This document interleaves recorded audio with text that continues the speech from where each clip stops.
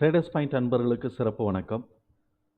நம்ம இப்போ டிஸ்க்ளைமர் எடுத்துக்குவோம். நம்ம இங்கே பேசக்கூடிய, டிஸ்கஸ் பண்ணக்கூடிய எல்லாமே இன்ஃபர்மேஷன் பர்பஸ்க்காக தான் நம்ம பார்க்கணும். இது நடக்கும், இது நடக்காதுன்னு சொல்லிட்டு எந்த கருத்தையும் நம்ம வலியுறுத்துறது கிடையாது.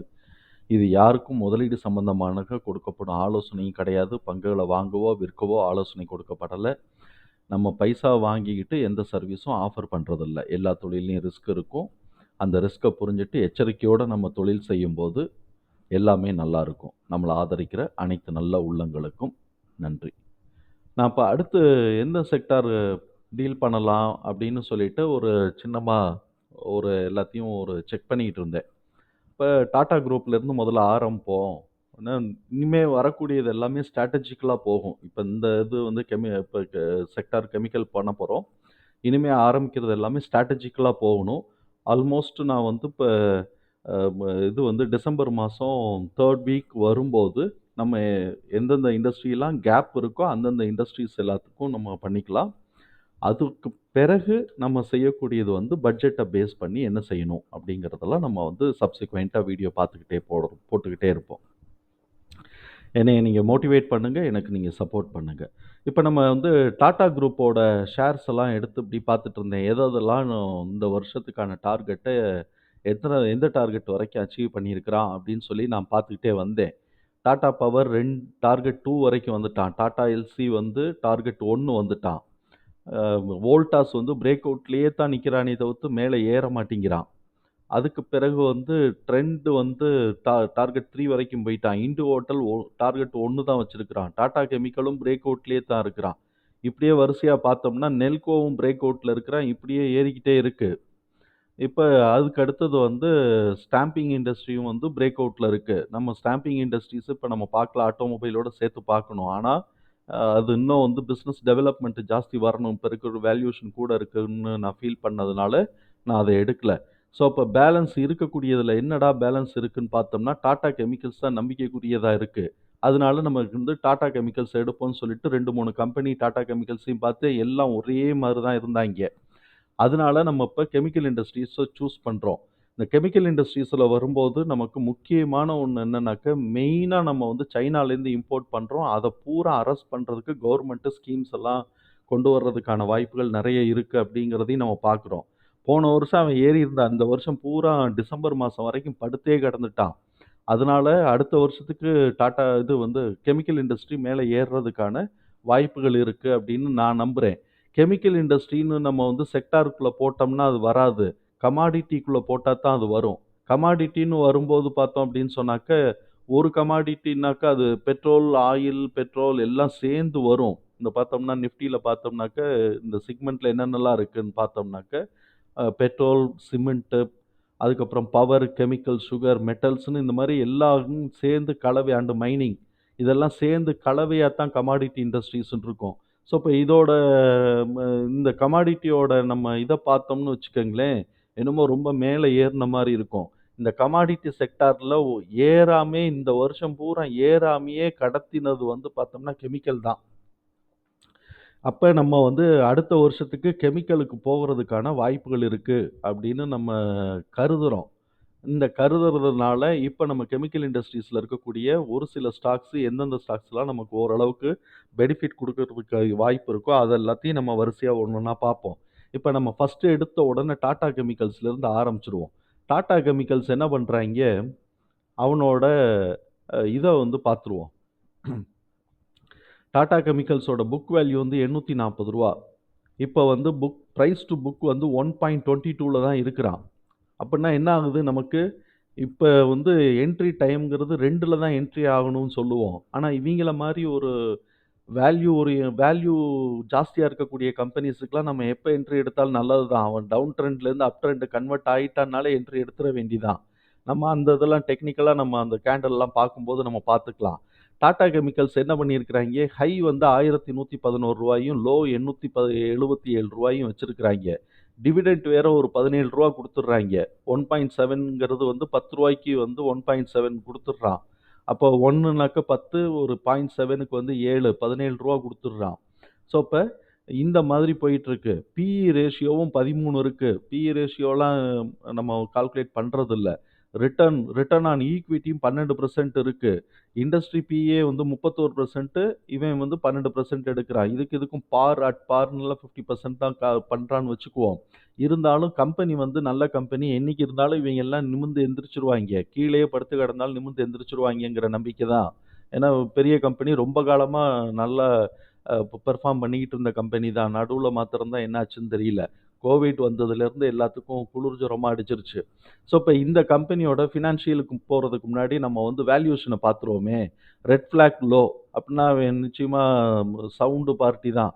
எது ஃபினான்ஷியலா சவுண்டு பார்ட்டின்னு சொல்லணும். சவுண்டு பார்ட்டியா இருந்தா தான் இந்த ரெட் ஃபிளாக் லோவா இருக்கும். Entry point good. நம்ம சொல்ற மாரி வந்து புக் வேல்யூ காட்டிலும் at par with good book value 0.2% கூட இருக்கிறான். அதாவது புக் வேல்யூ காட்டிலும் ஒரு 20% கூட இருக்கிறான். ப்ராஃபிட்டபிலிட்டி ஹையா எடுக்குறாய்ங்க. அது எந்த மாரி எடுக்குறாய்ங்கங்கிறதெல்லாம் நம்ம பார்த்துருவோம். குரோத் மாத்திரம் லோ காட்டிக்கிட்டு இருக்கு. என்னன்னா சிஜிஆர் போட்டிருப்பாய்ங்க. ஃபினான்ஷியல் குரோத்துக்கு சிஜிஆர் போட்டிருப்பாய்ங்க. அது சரியா வரலேன்னு லோ காட்டிக்கிட்டு இருக்கு. வேல்யூவேஷன் ஹைன்னு சொல்லிட்டு இருக்கிறான். எத பேஸ் பண்ணி சொல்றான்? அவன் வந்து வேல்யூவேஷன் வந்து எத பேஸ் பண்ணி சொல்லுவான்னாக்க, இது வந்து ப்ரோக்கு அன்லாக் பண்ணி வச்சுட்டுருக்காய்ங்க. வேல்யூவேஷன் வந்து இந்த சிஜிஆர், ரெவென்யூ எல்லாத்தையும் கால்குலேட் பண்ணிட்டு அது வந்து பிரைஸ போடுவாய்ங்க. அப்புறம் வந்து பெர்ஃபார்மன்ஸஸும் லோன்னு சொல்லிக்கிட்டு இருக்கிறான். நம்ம பெர்ஃபார்மன்ஸஸு லோவா, ஹையாங்கிறத பார்த்துக்குவோம். ஷேர் வேல்யூ, புக் வேல்யூ நம்ம பார்க்கும்போது, அது வந்து எல்லாம் அட்ஜஸ்ட் ஆயிரும். அப்புறம் டாப் பெர்ஃபார்மன்ஸஸ் சொல்லுவான். இங்க பெர்ஃபார்மன்ஸஸ்ங்கிறது இவன் வந்து கம்பெனி பெர்ஃபார்மன்ஸஸ் சொல்லல, ஸ்டாக்கோட பெர்ஃபார்மன்ஸஸ் தான் சொல்றான். ஸோ, இப்ப இன்கம் ஸ்டேட்மெண்ட் எடுத்து பார்த்தோம்னு வச்சுக்கோங்களேன், 2020ல வந்து ரூ. 17,000 கோடி எடுத்திருக்கிறான். 2021ல அது அப்படியே அந்த கொரோனா காலகட்டங்கள்ல குறைஞ்சு போச்சு. 10,000 கோடியா குறைஞ்சு போச்சு. நான் அந்த 10,829ன்னு சொல்லல. நான் 10,000ன்னு மொட்டையா சொல்றேன். அதுக்கப்புறம் 2022ல என்ன பண்ணியிருக்கிறான், 13,000 கோடி. அப்படியே பார்த்தீங்கன்னா, கிட்டத்தட்ட ஒரு ரூ. 2,500 கோடி ஏறி இருக்கிறான். 2023ல 17,000 கோடி. அப்ப ரூ. 4,000 கோடி ஏறி இருக்கிறான். ரூ. 4,000 கோடி ஏறி இருக்கிறான். ஆனா ஸ்டாக் அந்த அளவுக்கு பெர்ஃபார்ம் பண்ணியிருக்கிறான்னா, கம்மியா தான் பெர்ஃபார்ம் பண்ணியிருக்கு. அது நம்ம அங்க பார்த்துருவோம். இப்ப டிடிஎம் வந்து 17,180 கோடி தான். அதாவது போன தடவ எடுத்தத காட்டிலும் நீ வந்து ஒரு 50 கோடி கம்மியா எடுத்தாலும் நாங்க வந்து சாட்டிஸ்ஃபை ஆகுறோம் அப்படிங்கிற நெனப்புல தான் இவங்க சொல்லிக்கிட்டு இருக்கிறாய்ங்க. எபிட்டா என்ன பண்றான் பாருங்க, ரூ. 4,000 கோடி எபிட்டா எடுக்குறான். இப்ப இத 16,000 கோடி வச்சீங்கன்னு வச்சுக்கங்களேன், 4,000 கோடிங்கிறது 25%. அப்ப 17,000 கோடிக்கு 4,000 கோடிங்கிறது கிட்டத்தட்ட 23% ப்ராஃபிட் எடுக்குறான். எபிட்டா மாத்திரமே.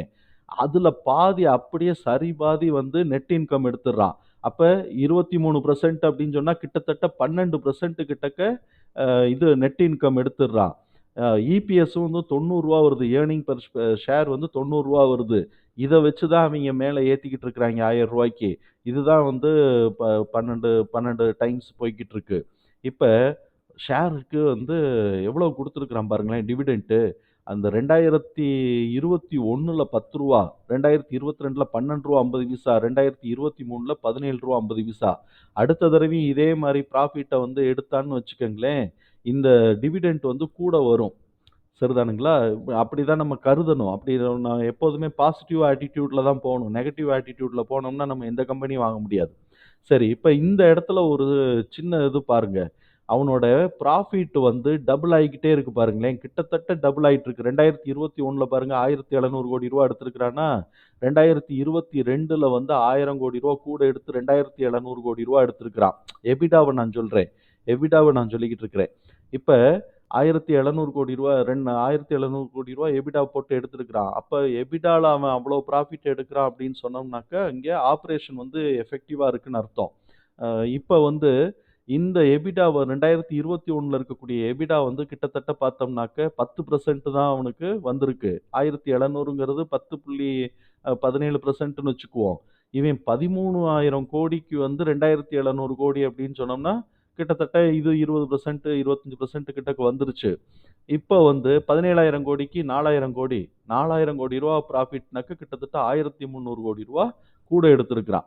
ஸோ, அப்ப 1,000 கோடி, 1,300 கோடின்னு இருக்கான். அடுத்த தடவையும் ஒரு 1,500 கோடியா எடுத்தாருன்னு வச்சுக்கோங்களேன், இந்த டிடிஎம்லாம் ஊதி தள்ளிட்டு போயிருவாய்ங்க. இந்த ஸ்டாக் வேல்யூ வந்து ம ரொம்ப ஜாஸ்தியா போறதுக்கான வாய்ப்புகள் இருக்கு. புரொவைடட் இவன் வந்து total revenue, EBITDA, net income எல்லாம் நெறைய எடுக்கணும். சரிதானுங்களா? ஸோ, இப்ப இந்த மாரி வந்து டாடா கம்பெனி நம்ம கேட்கவே வேணாம். எல்லாமே பிரச்சனையே கிடையாது. பேலன்ஸ் ஷீட்டுக்கு போறதுக்கு முன்னாடி கேஷ் ஃப்ளோவ பார்த்துருவோம். கேஷ் ஃப்ளோவ பார்த்தோம் அப்படின்னு சொன்னாக்க, வொர்க்கிங் கேப்பிட்டலுக்கு வந்து ரூ. 1000,00,00,000 இருக்கு. பாக்கி எல்லாமே பிளஸ்ல இருக்கு. நெட் சேஞ்ச் இன் கேஷ் வந்து கொஞ்சம் மைனஸ்ல போயிருக்கு. இருந்தாலும் பாக்கி எல்லாமே பிளஸ்ல இருக்கு. ஓவராலா நம்ம பார்த்தோம்னாக்க, இவைங்களுக்கு வந்து பணத்தட்டுப்பாடு முன்ன மாரி இப்ப இல்ல. எப்ப 2021, 2020லலாம் பாருங்க. -600,00,00,000, -500,00,00,000ன்னு போட்டு போன தடவ பிளஸ் போட்டிருக்கிறான். இந்த தடவ திருப்பி -254,00,00,000ன்னு வந்திருக்கு. அது நம்மளால புரிஞ்சுக்க முடியுது. ஏன்னா கொரோனாவுக்கு வந்துட்டு திடீர்னு 2022ல நல்லா போயிட்டு, அப்புறம் திருப்பி இறங்கும்போது எல்லாமே ரீசெட் ஆயிருக்கு. இத புரிஞ்சுக்க முடியுது. இத இன்னும் ஒரு 2, 3 வருஷத்துல சரிப்படுத்திட்டான்னா போதும். வொர்க்கிங் கேப்பிட்டல் வந்து சேஞ்சஸ் இன் வொர்க்கிங் கேப்பிட்டல் வந்து மைனஸ்ல போயிருக்கு. அப்புட்ன்னா இன்னும் கொஞ்சம் அவன் கூட எடுத்துக்கிட்டு இருக்கிறான்னு அர்த்தம். போன தடவையும் மைனஸ்ல தான் இருக்கிறான். இந்த தடவையும் மைனஸ்ல தான் இருக்கிறான். ஸோ, இப்ப இன்னும் கூட வந்துகிட்டு இருக்குன்னு அர்த்தம் ஆகுது. இப்ப இதோட கான்ஸ்டிடியூஷன்ஸ பாருவோம். சேஞ்சஸ் இன் வொர்க்கிங் கேப்பிட்டல்ல என்ன பண்ணிட்டு இருக்கிறாய்ங்கன்னு பார்ப்போம். ஆ கேப்பிட்டல் எக்ஸ்பெண்டிச்சரே வந்து 1,500 கோடி. Changes in cash, changes in working capital அப்படிதான் மொட்டையா தான் இருக்கு. அதுல டீட்டெயில்ஸ் வரல. ஸோ, அப்ப இது நல்லா தான் இருக்கு. கேஷ் ஃப்ளோவுக்கு இவங்க பணத்தட்டுப்பாடும் ஒண்ணும் பிரச்சனையே இல்ல. இவங்களுக்கு வந்து 1000 கோடிலாம் இவங்க வந்து கண்ண மூடிட்டு தள்ளிட்டு போயிருவாய்ங்க. ஸோ, அப்ப இதெல்லாம் சரியா இருக்கு. என்னதான் டெப்ட் எவ்வளோ இருக்குன்னு பாருங்களேன். இங்கேயே பாருங்களேன், பேலன்ஸ் ஷீட் இந்த இடத்திலேயே குடுத்துட்டான். நம்ம இங்கலாம் போய் கால்குலேட் பண்ணிக்கிட்டு இருந்தோம் பார்த்தீங்களா? இங்கேயே குடுத்துட்டான் பாருங்க. லோயர் தென் இண்டஸ்ட்ரி டெப்ட் ஈக்விட்டி ரேஷியோ அப்படின்னு குடுத்துட்டான். ஸோ, இப்ப இவனுடைய டெப்ட்ட கால்குலேட் பண்ணுவோமே. டோட்டல் அசெட் வந்து ரூ. 26,000 கோடி ரூபாய்க்கு இருக்கு. டோட்டல் நான் கரண்ட் அசெட். டோட்டல் நான் கரண்ட் லயபிலிட்டி வந்து ரூ. 9,000 கோடி ரூபாய்க்கு இருக்கு. அப்பன்னா என்ன ஆகுது? கிட்டத்தட்ட வந்து 3 மடங்கு கம்மியா இருக்கு. அப்போ 30%ன்னு வச்சுக்குவோம். 93, 27 இல்லையா? 3 மடங்கு கம்மியா இருக்கு. ஸோ, அப்போ 30%ன்னு வச்சுக்குவோம். அப்ப 0.3 தான் வருது. 0.5 தானே நமக்கு 0.5 வரைக்கும் நமக்கு வந்து பெட்டர் மேனேஜ்மென்ட்ன்னு சொல்லுவோம். 0.3 தான் வச்சிருக்கிறான். அதுலயும் அவனோட டோட்டல் அசெட்ல போட்டு பார்த்தாய்ங்கன்னாக்க, இது வந்து 0.2725 கூட வராது. அந்த ரேஞ்சுல தான் இருக்கு. ஸோ, அப்ப பேலன்ஸ் ஷீட் பிரகாரமும் ஸ்ட்ராங்கா இருக்கிறான். பிசினஸ் பிரகாரமும் நல்லா வந்து இப்ப 3 வருஷமா சிஜிஆர் நம்மளே கால்குலேட் பண்ணுவோமே, சும்மா ஒரு சிஜிஆர் தானே. 3,000 கோடி ரூபாய்க்கு ரூ. 2,500 கோடி இன்கிரீஸ் ஆயிருக்கிறான். இங்கிட்டிருந்து ஒரு ரூ. 4,000 கோடி இன்கிரீஸ் ஆயிருக்கிறான். அப்படி நம்ம கால்குலேட் 2 வருஷத்துக்கு நம்ம கால்குலேட் பண்ணோம்னா கூட 6,000த்த நம்ம வந்து 3ஆல டிவைட் பண்ணோம்னா கூட ரூ. 2,000 கோடி பெனிஃபிட் வருது. அப்ப நம்ம வந்து அடுத்த வருஷம் இவன் ரூ. 19,000 கோடி பிசினஸ் எதிர்பார்க்கலாம். இந்த சிஜிஆரோட ரேட்ட மாத்திரமே நான் தள்ளிட்டு போம்போது. அப்ப அதே மாரி இங்க வந்து ரூ. 5,000 கோடி நம்ம வந்து ப்ராஃபிட் எதிர்பார்க்கலாம். எபிட்டாவ எதிர்பார்க்கலாம். இதுல வந்து பாருங்களேன் ரூ. 1,000 கோடி 1,000 கோடி, 1,000 கோடி, 1,000 கோடின்னு போடுறான். அப்ப இவன் ரூ. 3,300 கோடி நெட் ப்ராஃபிட்டே எடுக்கிறதுக்கு வாய்ப்பு இருக்கு. அதே மாரி பார்த்தோம்னா ரூ. 2.50 5 3ஆல டிவைட் பண்ணோம்னா ரூ. 2.50 அடுத்த தடவ டிவிடெண்டே ரூ. 20 குடுக்கறதுக்கும் வாய்ப்பு இருக்கு. இந்த வாய்ப்பு இருக்குன்னு நான் சொல்றதெல்லாம் சிஜிஆரோட பாஸ்ட் பெர்ஃபார்மன்ஸஸோட ரேட்ட அப்படியே நான் சப்ஸ்டிட்யூட் பண்ணி கொண்டு போறேன். இது எனக்கு கொஞ்சம் பழக்கம் ஆயிட்டதுனால கொஞ்சம் வேக வேகமா பண்றேன். நீங்க பழக்கம் ஆயிருச்சுன்னா, உங்களுக்கு என்னைய காட்டிலும் ஃபாஸ்ட்டா வரும். எல்லாம் இறைவனுடைய திருக்கருணையினாலயும், நம்மளுடைய முயற்சியினாலயும் எல்லாம் நல்லபடியா நடக்கும். ஸோ, இப்ப இவ்வளவு ஸ்ட்ராங்கான கம்பெனி போன வருஷம் ஏறுனா, இந்த வருஷம் ஏறவே இல்ல. படுத்தே கிடந்துட்டான். சரி இப்ப இந்த இடத்துல வந்து நம்ம பெர்சன்டேஜ் போட்டோமே, அதெல்லாம் எந்த அளவுக்கு சரியா இருக்குங்கிறத நம்ம பார்த்துருவோமே. பார்த்தீங்களா 23% வந்துருச்சா? 23% எபிட்டா வந்துருச்சு.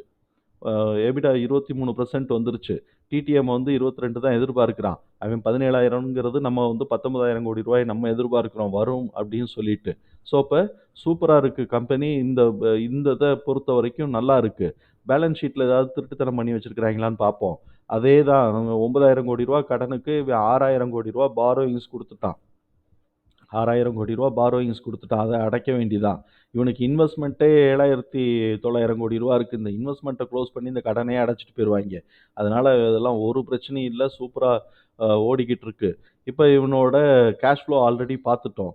நம்ம வந்து குவார்ட்டர் ரிசல்ட்ட பார்த்துருவோம். எங்கடா ரூ. 17,000 கோடி அடைவானான்னு பார்ப்போம். இப்ப வந்து பார்த்தோம் அப்படின்னு சொன்னா கிட்டத்தட்ட ரூ. 8,000 கோடி அடைஞ்சுட்டான். இந்த 2 குவார்ட்டர்ல டிசம்பர் குவார்ட்டர்லலாம் இனிமே தான் இவங்களுக்கெல்லாம் நெறைய இன்கிரீஸ் ஆகும். விவசாயம் செழிக்க ஆரம்பிச்சுரும் இல்லையா? அதனால இந்த 2 குவார்ட்டர்ல தான் இன்கிரீஸ் ஆகும். ஸோ, இப்ப இந்த 2 குவார்ட்டர்லயே கிட்டத்தட்ட பாதி கிணற கடந்துட்டான். அப்படி கடந்துட்டதுனால நம்ம வந்து ப்ராஃபிட் தான் கம்மியா இருக்கு. ப்ராஃபிட் 1800 கோடி தான் வந்திருக்கு. அதுதான் இன்னும் 3000 கோடி ரூபாய்க்கு இன்க்ரீஸ் ஆகணும். இத கவுத்தி விட்டாய்ங்கன்னா, இப்ப நம்ம வந்து ஹோப் வைக்கிறது பூரா காலியாகி போயிரும். சரி இவங்க என்னதான் பண்றாய்ங்கன்னு பார்ப்போமே. செப்டம்பர் மாசத்துக்கு கம்மியாகுது.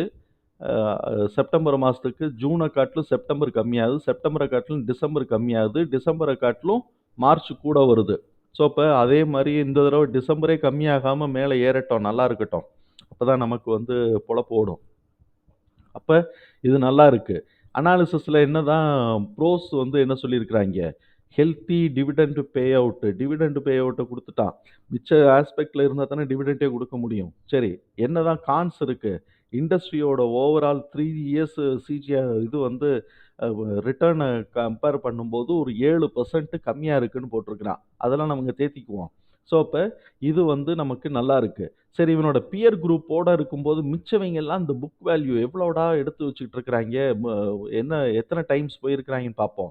பிடிலைட் இண்டஸ்ட்ரி வந்து கிட்டத்தட்ட 18% வந்து 18 டைம்ஸ் வந்து புக் வேல்யூ காட்டிலும் கூட இருக்கு. புக் வேல்யூ இங்க இருக்கு. ம். புக் வேல்யூ ஆமா. புக் வேல்யூ வந்து இங்க இருக்கு. புக் வேல்யூ கடைசி காலத்துல இருக்கு. இது வந்து நம்பர் ஆஃப் டைம்ஸ் கரண்ட் பிரைஸோட புக் வேல்யூ போட்டுக்கிட்டு இருக்கிறாய்ங்க. எஸ்ஆர்எஃப் 6 இருக்கு. சோலார் இண்டஸ்ட்ரீஸ் 21 இருக்கு. லிண்டே இந்தியா 15 இருக்கு. லிண்டே இந்தியா இந்த வருஷமே நான் எதிர்பார்க்காத அளவுக்கு மேல ஏறிட்டாங்க. இந்த குரூப்லயே ஏறாம இருந்து படுத்தே கிடந்திருக்கக்கூடிய ஒரே ஸ்டாக்கு டாடா கெமிக்கல்ஸ் தான். பாருங்க, பாக்கி எல்லாம் இந்த வருஷம் ஏறிட்டாங்க. தீபக் நைட்ரேட்ன்னு இந்த வருஷம் ஏறல. போன வருஷம் ஏறுனதோட சரி. தீபக் நைட்ரேட் நம்ம பார்க்க போறோம். போன வருஷம் ஏறுனதோட சரி. லிண்டே இந்தியா வந்து இந்த வருஷம் மாத்திரமே அவன் வந்து கிட்டத்தட்ட ரொம்ப தூரம் ஏறிட்டான். நான் ஏற மாட்டான்னு நெனச்சேன். எல்லா கெமிக்கல் இண்டஸ்ட்ரியும் படுத்து கிடக்குறான். இவனுங்க படுத்து கிடந்துருவான்னு நெனச்சேன். ஆனா இந்த வருஷம் அவன் பாருங்க ரூ. 5,600 ஏறிட்டான். கிட்டத்தட்ட ரொம்ப தூரம் ஏறுனான். எவ்வளோ ரூவாய்க்கு ஏறியிருக்கிறான்னு பார்த்துருவோமே! லிண்டே இந்தியாவையும். லிண்டே இந்தியா பாருங்களேன்! ரூ. 6,800 வந்திருக்கிறான். 3000லேருந்து ரூ. 6,000 ரூ. 7,000 வந்துட்டு இப்ப இறங்கிட்டு இருக்கிறான். ஸோ, இப்ப இது நான் ரூ. 3,000 படுத்தே கிடக்குறான்ப்பா அப்படின்னு சொல்லிட்டு நம்ம கான்சன்ட்ரேட் பண்ணாம இருந்தேன். இல்லாட்டி எனக்கு ரொம்ப பிடிச்ச கம்பெனி லிண்டே. ஸோ, அப்ப இது இருக்கு. அப்ப நம்ம வந்து இந்த தடவ வந்து இந்த லிஸ்ட்ல இருக்கக்கூடிய கம்பெனில லிண்டே இந்தியா போன தடவையே ரூ. 3,000 ப ப குடுத்துருக்கிறான். அவன் வந்து நம்ம யோசிக்கணும். அடுத்த தடவ ஏறுவானான்னு தெரியாது. இவன் கீழ இறங்கட்டும். ரூ. 3,000க்கு எவ்வளோ ரூவா நம்ம அ லோ ரூ. 7,000 ஏறுனதுக்கு எவ்வளோ லோ இறங்குறான்னு பார்ப்போம். இந்த வருஷம் சரியாவே ஏறாம இருந்தது வந்து பார்த்தோம் அப்படின்னு சொன்னா, ரேங்க் வந்து நம்ம ஆளு டாடா கெமிக்கல்ஸ். 2வது ரேங்க் வந்து தீபக் நைட்ரேட். இவன் போன வருஷம் ஏறுனத வச்சுட்டு தான் இந்த ரேட்டு. அதே மாரி தான் பிடிலைட் இண்டஸ்ட்ரி. இந்த 3த்தையும் நம்ம பார்க்கணும். அதுலயும் இந்த பிடிலைட் இண்டஸ்ட்ரி வந்து பெட்ரோல் விலையெல்லாம் வந்து இப்ப நம்ம வந்து புது கான்ட்ராக்ட் வியட்நாமோட எஸ்டாப்ளிஷ் பண்ண மாரி போட்டு பெட்ரோல் விலையெல்லாம் குறைஞ்சிச்சு. அதே மாரி அவைங்களும் $83க்கு மேல ஏத்த மாட்டோம்ங்கிறத அனௌன்ஸாவே பண்ணிட்டாய்ங்கன்னு வச்சுக்கங்களேன். பிடிலைட் இண்டஸ்ட்ரிலாம் பிடிக்கவே முடியாது. ஸோ, அப்ப டாடா கெமிக்கல்ஸ் வரும்போது அதோட பியர் குரூப்பையும் சேர்த்து பார்த்துட்டோம். என்னென்னலாம் பார்க்க போறோம்? டாடா கெமிக்கல்ஸ் இப்ப பார்க்குறோம். தீபக் நைட்ரேட் அதுக்கப்புறம் பிடிலைட் இண்டஸ்ட்ரி பார்க்கணும். இதுக்கப்புறம் இந்த இதெல்லாம் இன்னும் எஸ்ஆர்எஃப்லாம் நான் அனலைஸ் பண்ணி வைக்கல. லிண்டே வந்து நம்ம கேர்ஃபுல்லா தான் பார்க்கணும். ஏன்னா, இந்த தடவையே டபுள் த டைம் ஏறிட்டான். அதனால ரொம்ப கேர்ஃபுல்லா பார்க்கணும். திருப்பி ரூ. 7,000 கடந்து போவானாங்கிறத யோசிக்கணும். ஸோ, அப்ப இப்படிப்பட்ட சூப்பர் கம்பெனி, இதுல வந்து என்ன நடந்திருக்குன்னு பார்ப்போமே. எங்க நம்ம வந்து கேண்டில் எடுத்து போடுவோம். கேண்டில் எடுத்து கொஞ்சம் முன்னாடி போட்டுக்குவோம். ஒன் டே கேண்டில் இந்த ஒன் டே கேண்டில்ல இருந்து நம்ம எடுத்து இந்த ரிசல்ட்ட பார்த்துக்குவோம். பாருங்களேன், நவம்பர் மாசத்துக்கு உண்டான ரிசல்ட் வந்து சரியா குடுக்கல. யாரு? டாடா கெமிக்கல்ஸ். நவம்பர் இந்த இது வந்து செப்டம்பர் ரிசல்ட் சரியா குடுக்கல. அதான் கம்மியாயிருச்சு. அதே நமக்கே தெரியுமே. இப்ப டிசம்பர் ரிசல்ட் வந்து எப்ப வருது? பிப்ரவரி மாசம் தான் குடுக்க போறான். அதுக்குள்ளேயும் ஒரு ஏத்தி விட்டுட்டு, ரிசல்ட் வந்துச்சுன்னா, அடுத்த வருஷம் அப்படியே கன்டினியூயிங் ட்ரெண்டா போகும். ரிசல்ட் வரலைன்னாக்கா, அதோட கவுத்தி விட்டுருவாய்ங்க. ஆனா, நம்ம லோல வாங்கி போட்டுருக்கிறதுனால, இதுக்கு கீழ இறங்கினான்னா ஆச்சரியம் தான். இப்ப கெமிக்கல்ல வந்து இவன் என்னென்னலாம் பண்றான்னு பார்ப்போமே. பேசிக் கெமிஸ்ட்ரி ப்ராடக்ட்ஸ் வந்து தான் ஃபர்ஸ்ட்டு 135 பில்லியன் ஓடுது. ஸ்பெஷாலிட்டி ப்ராடக்ட் இதுதான் வந்து இண்டஸ்ட்ரீஸ்க்குலாம் போகும். இது வந்து 31.98 பில்லியன் ஓடுது. அன்அலோகேட்டட் கெமிக்கல்ஸ் வந்து 220 மில்லியன் ஓடுது. ஸோ, அப்ப இவனுக்கு வந்து பேசிக் கெமிக்கல் ப்ராடக்ட், ஸ்பெஷாலிட்டி ப்ராடக்ட்ஸ் இது 2ம் வந்து வருது. அதுல பேசிக் தான் டாமினன்ட்டா இருக்கு. இப்ப நம்ம ஆல்ரெடி ஏர்னிங்ஸ்லாம் பார்த்துட்டோம். அந்த டெப்ட் வந்து நம்ம 30% பார்த்தோமா? இந்த 28 போட்ட டெப்ட் டூ ஈக்விட்டி 28, இது வந்து 17 தான் போட்டிருக்கிறாங்க. Debt to asset, long term debt to asset. ஏன்னா 6 ப்ளஸ் அந்த சைடு நமக்கு வந்து 17,000 கோடிக்கு வந்து 12,000 கோடிக்கு வந்து 17,000 கோடிக்கு 6 தான் இருக்குது. அதனால 10% கரெக்டு தான். ஸோ அப்போ இதை வந்து 10%ங்கிறதெல்லாம் ஈஸியாக போயிடும். ஈக்விட்டிக்கே வந்து 0.28 தான் இருக்குது, 28% தான் இருக்குது. அதனால இந்த சைடும் ஸ்ட்ராங்காக இருக்கிறாங்க. புக் வேல்யூ பார்த்துருவோம். புக் வேல்யூ 840 ஆல்ரெடி நம்ம பார்த்துட்டோம். Book value 840. இப்போ முதல்ல மந்த்லி கேண்டில் போட்டு மந்த்லி கேண்டில் 12 மந்த்ஸ் கேண்டில் போடுவோம். முதல்ல 12 மந்த்ஸ் கேண்டில் போடுவோம். போன வருஷம் ஏறினது எந்த வருஷம் ஏறினாங்க பாருங்க, ஸ்விங்னு ஏறினது 21ல் ஏறினது. அந்த ஹையை அதுக்கப்புறம் உடைக்கவே இல்லை. 22ல் சும்மா வச்சுட்டு அப்படியே போட்டான். நம்ம இந்த இடத்துல முதல்ல புக் வேல்யூ போட்டுருவோம். நம்மளுடைய பேட்டர்னை நம்ம என்றைக்கும் விட்டே கொடுக்கக்கூடாது. அதில் ரொம்ப கான்ஃபிடென்ட்டாக இருக்கணும். செப்டம்பர் மாதம் 2023ல் வந்து 840 ரூபா இருக்குது. நம்மளுடைய தியரி பிரகாரம் என்ன ஆகுது, 5 டைம்ஸ்னால் 4000 ரூபா போகணும். போகிறதுக்கு வாய்ப்பு இருக்கானா எப்போ போக போகிறான்னு தான் தெரியாது. அதுக்கு வந்து 2 சைக்கிள் ஆகுது பாருங்க. இவங்க மிச்ச கமாடிட்டி ப்ராடக்ட்ஸ் எல்லாம் ஏறிட்டாங்க, நிறைய கம்பெனிஸ்லாம் ஏறிட்டாங்க. ஆனால் கெமிக்கலில் மாத்திரம் சரியாகவே ஏறலை. 2 வருஷத்துக்கு முன்னாடி ஏறினதான் அந்த ஹையை உடைக்காம அங்கிட்டே சுற்றிக்கிட்டு இருக்கிறாங்க பார்த்தீங்களா. இப்போ இந்த இடத்துல இருந்து இவன் வந்து இந்த நம்ம ட்ரெண்ட் லைன் போட்டிருக்கிறோம், அதை நம்ம மந்த்லிலையும் இதுலேயும் நம்ம செக் பண்ணிக்குவோம்.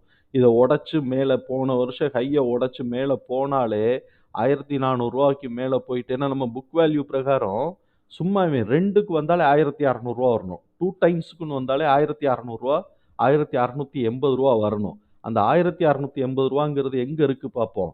2.61ல் இருக்குது பாருங்க. நம்ம இந்த புக் வேல்யூ தியரி வந்து இங்கே இருக்குது. இந்த 2.618 வரைக்கும் இருக்குது. ஸோ அப்போ அவன் வந்து புக் வேல்யூவில் என்ட்ரி பாயிண்ட்டுக்கு வந்தாலே இந்த இடத்துக்கு ஓடியாந்துரும். நம்ம என்ட்ரி பாயிண்ட்டே 2+2+ல் தானே என்ட்ரி ஆகணும். நம்ம வந்து 4+ல் வெளியில் வந்துடணும். 5 வரைக்கும் மேக்ஸிமம் 4+ல் வெளியில் வந்துடணும். 4.5 4+ல் வெளியில் வந்துடணும். அப்போ 4+ போட்டோம்னா 4ன்னு போட்டோம்னா கூட என்னாங்க 32, அங்கிட்டு ஒரு 160, 3360 ரூபா ஓடியாந்துரும். 3360ங்கிறது செகண்ட் சைக்கிளுக்கு மேலே போயிடுது.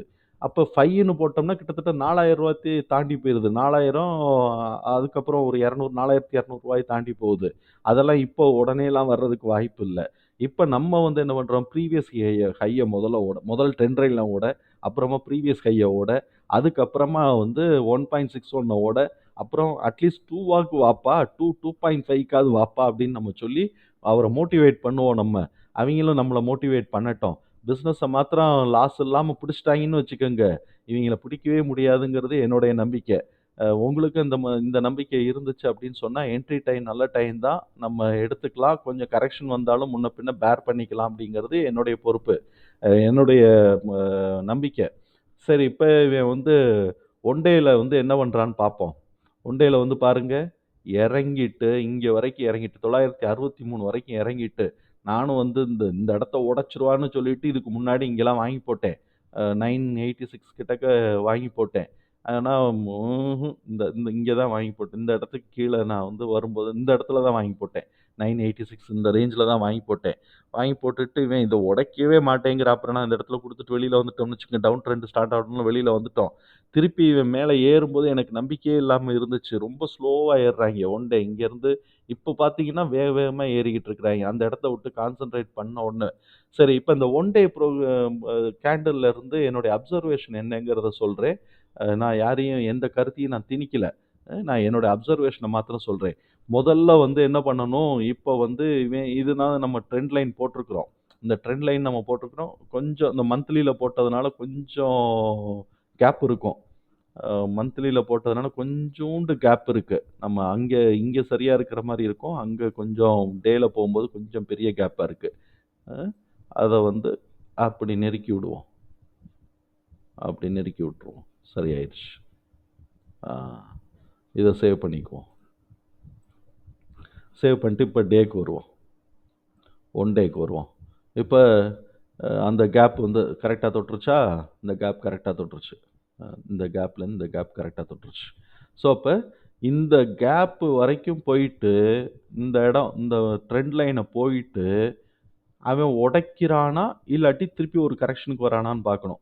திருப்பி கரெக்ஷன் வந்தான்னா, இந்த லெவலுக்கு வராம மேல இருந்து அப்படியே ஏறுனான்னா சூப்பர். இப்ப உடைச்சாலும் அந்த இடத்துல உடனே என்ட்ரி ஆகக்கூடாது. ஒரு புல் பேக் வருதான்னு பார்க்கணும். புல் பேக் வந்துருச்சுன்னா, ரொம்ப ஸ்ட்ராங்கா மேல ஏறும்னு நம்ம வந்து நம்பலாம். ஸோ, இப்ப நம்மளுடைய இது பிரகாரம் என்ன பண்றோம்? முதல்ல ட்ரெண்ட் லைன உடைக்கட்டும். என்ட்ரி எடுத்துக்கிறதா இருந்தா எடுத்துக்கங்க. ஏன்னா, இது கீழ இறங்கினாலும் திருப்பி 930 கிட்டக்க தான் வரப்போறேன். ஒரு ரூ. 70 இறங்குவாய்ங்க. ஆவரேஜ் பண்ணிக்கலாம். ஆ 930 வரைக்கும் கூட இறங்க மாட்டாங்க. 970 வரைக்கும். அதையும் டவுன் ட்ரெண்டுன்னு வந்துருச்சுன்னா, அதுக்கப்புறம் சங்கர குத்தம் சொல்லாதீங்க. ஸோ, அப்ப இந்த இடத்துல ட்ரெண்ட் லைன முதல்ல அவன் உடைக்கட்டும். ட்ரெண்ட் லைன உடைச்சுட்டு ஒரு புல் பேக் வந்துட்டு, இந்த இடத்த 1110 உடைக்கட்டும். அதான் இந்த வருஷ ஹை தான் இது. வேற ஒண்ணும் இல்ல. இந்த வருஷ ஹை தான். 2023ல செப்டம்பர் மாசம் வச்சுட்டு திருப்பி கரெக்ஷன் வந்து மேல ஏறிக்கிட்டு இருக்கிறான். ஸோ, அப்ப இவன் மேல ஏறட்டும். இத உடைச்சு இந்த வருஷ ஹைய உடைக்கட்டும். உடைச்சுட்டான்னா, இவன் போன வருஷத்து ஹை, ஏதோ 2022 ஹை ரூ. 1200 கிட்டக்க இருக்கா? அத உடைக்கட்டும். அத உடைச்சுட்டு, அதுக்கப்புறம் வந்து 1.61, 2.61 எல்லாம் போகட்டும். நம்மளோடது பிரகாரம் இது 2.61, இது 1.61. ஸோ, அப்ப அதெல்லாம் போகட்டும். நல்லா வளர்ச்சி அடையட்டும். ஏன் 5 மடங்கு கூட வளர்ச்சி அடையட்டும். ஆனா, ஸ்கோப் இருக்குங்கிறத மாத்திரம் நம்ம வந்து வச்சுக்குவோம். ஸ்கோப் இருக்குங்கிறத வச்சுக்கிட்டு, எந்த டயத்துல போகணும்னு நெனைக்கிறோமோ, அந்த டயத்துல போய்க்கலாம். நார்மலா வந்து கொஞ்சம் பெரிய பிளேயர்ஸ்லாம் இப்ப வாங்க மாட்டாங்க. இது அக்குமுலேஷன் ஸ்டேஜ். இந்த அக்குமுலேஷன் டிஸ்ட்ரிபியூஷன்ஸ பத்தி நான் வேற ஒரு வீடியோ ஒரு நாளைக்கு ஃப்ரீ ஆயிட்டு நான் போடுறேன். ஸோ, இப்ப அக்குமுலேஷன் ஸ்டேஜ்ல இருக்கு.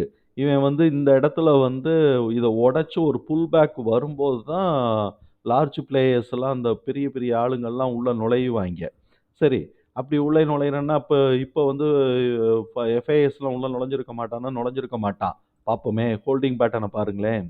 எஃப்ஐஎஸ் வந்து இப்போ ஏற்கனவே இருந்த அதே லெவல்ல இருந்து ஒரு 0.3% கீழ தான் இறக்கியிருக்கிறான்.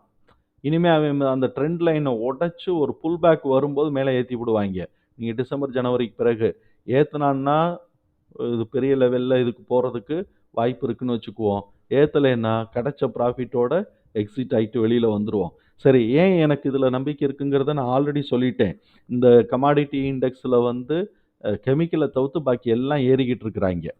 ஸோ, அதனால நான் இந்த வருஷம் அ நம்ம ஃபோக்கஸ் பண்ணக்கூடிய ரயில்வே ஸ்டாக்ஸ்ல 2, 3 ஸ்டாக்ஸ் தான் ஃபோக்கஸ் பண்ண போறோம். பவர் செக்டார்ல ஒரு 2, 3 ஸ்டாக்ஸ் 4, 5 ஸ்டாக்ஸ் இப்போ ஃபோக்கஸ் பண்ண போறோம். ஆட்டோமொபைல்ல எதெல்லாம் ஏறல, டாடா மோட்டார்ஸ் இன்னும் கேப் ஃபில் பண்ணல. மஹிந்திரா கேப் ஃபில் பண்ணல. அத நம்ம ஃபோக்கஸ் பண்ணணும். அதே மாரி டயர் கம்பெனி ஃப்ளாட் ஆகாம இருந்தான்னா, அப்போலோ டயர்ஸ நம்ம போட்டுக்கலாம். அசோக் லைலாண்ட் எடுத்துக்கலாம். அசோக் லைலாண்டையும் நம்ம எடுத்துக்கலாம். ஸோ, அப்ப இந்த இதெல்லாம் வந்து ஆட்டோமொபைல் கம்பெனில ஒரு 6 கம்பெனி ஃபோக்கஸ் பண்றோம். கெமிக்கல் இண்டஸ்ட்ரியில ஒரு 4, 5 கம்பெனிய நம்ம பார்ப்போம்.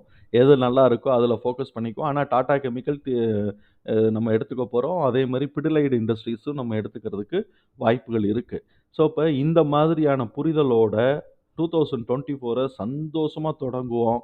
அம்புட்டு பேருக்கும் சும்மா அடிச்சு ப்ராஃபிட்ட கலப்பணும். இப்படி ஒரு இந்த சப்போர்ட்ட வந்து எனக்கு இருக்கக்கூடிய நம்பிக்கை எல்லாமே என்னுடைய சப்ஸ்கிரைபர் சப்போர்ட் தான். இந்த சப்போர்ட்ட நீங்களும் எனக்கு குடுங்க. சப்ஸ்கிரிப்ஷன ஏத்தி விடுங்க. லைக்க போடுங்க. போட்டு வாட்ச் ஹவர்ஸ்லாம் ஃபுல் வீடியோவும் பாருங்க. ஒரு 5 நிமிஷம் போர் அடிக்குதுன்னா வெளியில வந்துறாதீங்க. நம்பரா பேசுறோம்னு சொல்லிட்டு ஃபுல் வீடியோவும் பாருங்க. எல்லாருமே சந்தோஷமா இருப்போம். நன்றி நண்பர்களே!